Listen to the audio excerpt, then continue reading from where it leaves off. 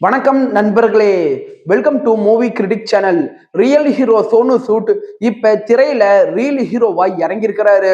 அந்த படம் தான் 2025ஆம் ஆண்டு ஒரு ஹிந்தி ஆக்ஷன் படமா வெளிவந்திருக்கிற ஃபதக் படம். சைபர் கிரைம் பின்னணியில் உருவான இந்த படம் சக்கர வியூகம் மாதிரி மிரட்டலா இருக்கா இல்ல சுமார் தானா அப்படிங்கறத இந்த வீடியோல தெரிஞ்சுக்கலாம். கடைசி வரைக்கும் ஸ்கிப் பண்ணாம பாருங்க. படத்தோட ஒன்லைன் அப்படின்னு பாத்தீங்கன்னா, ஆன்லைன் மோசடிகள், டிஜிட்டல் கிரைமால சாதாரண மனிதர்கள் பாதிக்கப்படுறதை தடுக்க ஒரு தனி மனிதனா ஹீரோ என்னென்ன போராட்டத்தை ஃபேஸ் பண்றாரு அப்படிங்கிறது தான் படத்தோட ஒன்லைனு. அதே நேரத்துல எதிரிகளால அவரு என்னென்ன சவால்களை ஃபேஸ் பண்றாரு, எதிரிகளோட திட்டத்தை எப்படி முறியடிக்கிறாரு அப்படிங்கிறத சொல்றதுதான் படத்தோட மீதி கதையே. படத்தோட பாசிட்டிவ் அப்படின்னு பாத்தீங்கன்னா, சோனு சூட் தான். படத்தோட மொத்த பாரத்தையும் அவரு தன்னுடைய ஷோல்டர்ஸ்ல நல்லாவே தாங்கி நின்றுக்கிறாரு. படத்துல அவருடைய உடலை பார்க்கும்போது ஆக்ஷன் படத்துக்காகவே செதுக்கி வச்ச மாதிரி அவரு இருந்தது படத்துல மிகப்பெரிய பலம்.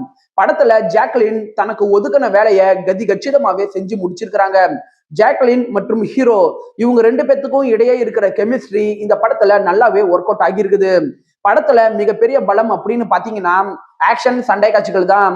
இந்த படத்துல துப்பாக்கி வச்சுக்கிட்டு சண்டை காட்சிகள், வெப்பன்ஸ் மூலமா சண்டை காட்சிகள் அப்படின்னு பல இடங்கள்ல ப்ரூட்டலான சண்டை காட்சிகள் வருது. சோ இந்த படம் ஆக்ஷன் பட ரசிகர்களை கவர்றதுக்கான வாய்ப்பு அதிகமாவே இருக்குது.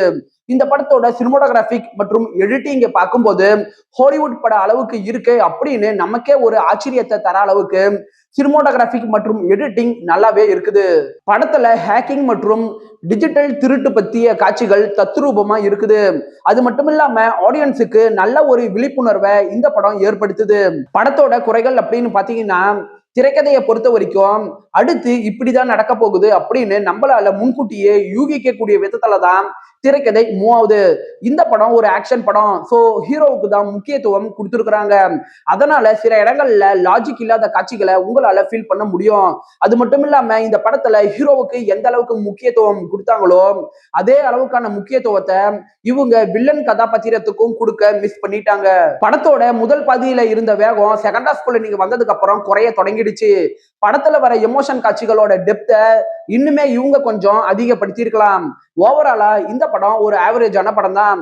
10க்கு 6 ரேட்டிங் கொடுக்கலாம். ஆனா ஆக்ஷன் பட ரசிகர்கள் தாராளமா ஒரு வாட்டி இந்த படத்தை ட்ரை பண்ணி பார்க்கலாம். படத்துல ரத்தம் தெரிக்கிற வைலன்ஸ் காட்சிகள் இருக்குது. விருப்பப்படுறவங்க பாருங்க. இந்த படம் இப்ப ஜியோ ஹாட்ஸ்டார்ல இங்கிலீஷ் சப்டைட்டில்ஸோட அவைலபிளா இருக்குது. விருப்பப்படுறவங்க பாருங்க. என்னுடைய ரிவ்யூ உங்களுக்கு பிடிச்சிருந்துச்சுன்னா மறக்காம லைக் பண்ணி சப்ஸ்கிரைப் பண்ணுங்க. நான் அடுத்து போடக்கூடிய வீடியோஸ் மற்றும் ஷார்ட்ஸ் உங்களுக்கு உடனே வரும். உங்களுடைய கருத்துக்களை கமெண்ட்ல பதிவிட மறந்துடாதீங்க.